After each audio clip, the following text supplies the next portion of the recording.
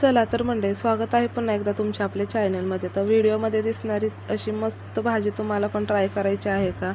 तर त्यासाठी हा व्हिडिओ शेवटपर्यंत नक्की बघा आणि ही भाजी खाल्ल्यानंतर तुम्हाला हॉटेलला जाण्याची गरजच पडणार नाही। तर त्यासाठी मी ते पावशेर पनीर घेतलेलं आहे। पनीर असं व्यवस्थित कट करून घ्यायचं आहे। व्हिडिओमध्ये दाखवल्याप्रमाणे पनीरचे काप करून घ्यायचे आहेत।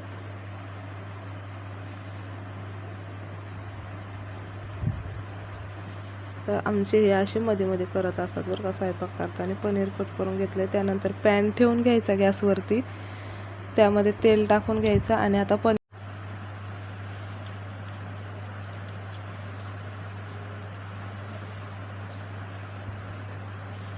तर बघा पनीर आहे ना छान असं तळून घ्यायचं आहे। तुम्ही तसं टाकलं तरी पण चालतं।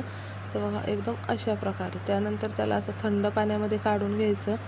नंतर लगेच एका वाटीमध्ये थोडेसे काजू टाकून घेतलेले आहेत, त्याच्यामध्ये पाणी टाकून ते आपल्याला भिजत ठेवायचे आहेत। त्यानंतर लगेच गॅसवरती कढई ठेवून घ्यायची। कढईमध्ये अगदी थोडंसं तेल टाकून घ्यायचं। बारीक चिरलेलं खोबरं आहे, खोबरं व्यवस्थित लालसर रंग येईपर्यंत तळून घ्यायचं। नंतर त्यामध्ये खडे मसाल्यांमध्ये दालचिनीचा तुकडा, चक्रीफूल आणि तमालपत्र टाकलेलं आहे। बारीक चिरलेला कांदा टाकलाय उभा, त्याला व्यवस्थित असं गोल्डन होईपर्यंत फ्राय करून घ्यायचं। नंतर अद्रक लसूण टाकून घ्यायचं, पुन्हा परतून घ्यायचं। नंतर परत जे काजू आपण घेतले होते ते टाकून घ्यायचे, पुन्हा परतून घ्यायचं। नंतर जे खोबरं आपण तळून घेतलं होतं ते टाकून घ्यायचं, पुन्हा परतून घ्यायचं। आणि मग आता इथे टोमॅटो टाकून घ्यायचा, थोडंसं मीठ टाकायचं टोमॅटो मऊ पडण्यासाठी, आणि छान असा आपला टोमॅटो स्मूथ होईपर्यंत मसाला आपला व्यवस्थित असा भाजून घ्यायचा बघा अशा प्रकारे। आणि मसाला थंड झाल्यानंतर मग त्याला वाटायला घ्यायचं। तर मिक्सरच्या भांड्यामध्ये सर्व जो मसाला आपण काढून घेतला होता तो टाकून घ्यायचा। थोडीशी अशी हळद टाकून घ्यायची मस्त कलरसाठी, आणि छान असं ते व्यवस्थित वाटून घ्यायचं बघा किती स्मूथ असं वाटलं गेलेलं आहे।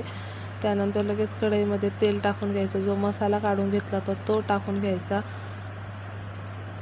आणि आता इथे मी पनीर टिक्का मसाला आणि लाल तिखट हे दोन्ही मसाले टाकून घेतलेले आहेत। व्यवस्थित असं मिक्स करायचं, थोडंसं पाणी टाकायचं